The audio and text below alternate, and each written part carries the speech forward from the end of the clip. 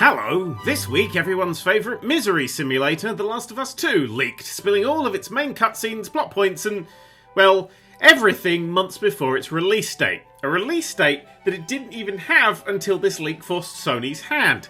Now, unsurprisingly, fans of the series were livid, and some of them collectively bundled up their hate and pointed it at trans people. Yeah, in quite possibly the biggest example of brainlessly building a straw man this side of the Wizard of fucking Oz, fans of The Last of Us decided, without proof I might add, that a character was a trans woman, and then, you know the rest, slurs, transphobic memes, and just general rancid transphobia from the ones who haven't quite worked out how to use meme generator yet. Bless their little hearts. Anyway, these dipshits are unimportant. The leak revealed all the major plot points, and some fans are worried that the game sounds awful. And to those fans, I have to say, genuinely, don't worry about it. Look, The Last of Us is not my cup of tea. If I wanted 20 hours of depressing content, I'd just watch Channel 5 for a day. But a leaked set of bullet points for the plot tells you fuck all. Literally fuck all. Right, let's take Back to the Future's climax as an example. You know, the clock tower scene, the most ball-tighteningly tense bit of cinema, as Marty and the DeLorean get closer and closer and Doc's desperately trying to connect the wires before the lightning strikes and it gets caught in the tree and it gets unplugged. Fuck! Do you know how that scene is described on Wikipedia? As the storm arrives, Marty returns to the clock tower and the lightning strikes. That's fucking it!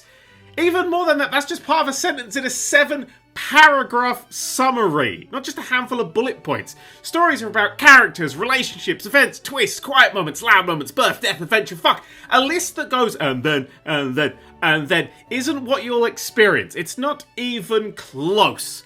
If you've been spoiled and you're a fan, don't worry, you've still got a shit ton of game to enjoy. Now think about it. How long would you survive in a book club meeting on a book you've read just 7 or 8 bullet points on? Seriously, 3 comments in and you'll be floundering. Pam, she'll start smelling blood in the water. The fucking free biscuits, they'll turn to ash in your mouth. Those bullet points are nothing. You'll still have a great time. Or not, it might be shit, but I don't know. And whether you've read the spoilers or not, neither do you. Right. Good news time! Assassin's Creed Valhalla has been announced finally, and oh boy, consider my fancy tickled. Mostly set in 9th century Britain, you play as a proper Viking bastard, hell-bent on stabbing, slicing, and settling in King Alfred's Britain. You can choose between a big beardy bloke or a fucking shield maiden, and RPG your way across this green and pleasant land. And yes, you can dual-wheel shields. Fucking ace. The gameplay looks to build on the frankly insane scope of Odyssey, but with a hint of settlement building and maintaining wedge in there to give you something to hang your horn hat on. Well, okay, yes, actually, the Vikings never won. Blah, blah, blah, blah, blah. Nobody cares. This is a series where one of the games ended with a fist fight with the fucking Pope. I don't want historical accuracy. I want historical flavour, historical texture, historical axes to match into the historical faces of whoever the fuck was hanging around historically in those days.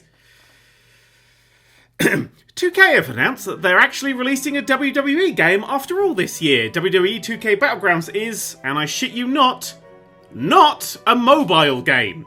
Featuring an art style that will make you appreciate the level of detail in a pop vinyl, WWE 2K Battlegrounds looks to be a fucktastrophie in the making, and my favourite part of this trailer is the old scratch logo on the turnbuckles. That logo hasn't been used by the WWE since 2014. So I'm guessing at some point this game was abandoned only for the official 2K Necromancers to bring it back to life to fill the 2K21 spot. What a high quality joy that will be. Release dates! Ghosts of Sushi has a PS4 release date of 17th of July, despite there only being about 11 seconds of gameplay released for it so far. Seriously, aside from a few combat bits, what is this game? And another release date, THQ Nordic have announced that Destroy All Humans will be invading the PS4, PC and Xbox One on July 28th this year. I really enjoyed the first Destroy All Humans on PS2, despite it playing on a disc that was about as stable as a brick of potassium in the bath.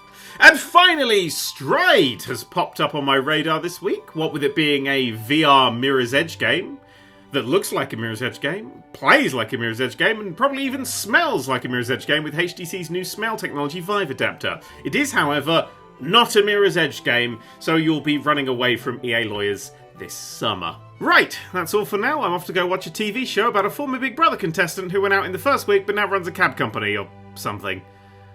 Bye. Release dates! Ghost of Tsushima.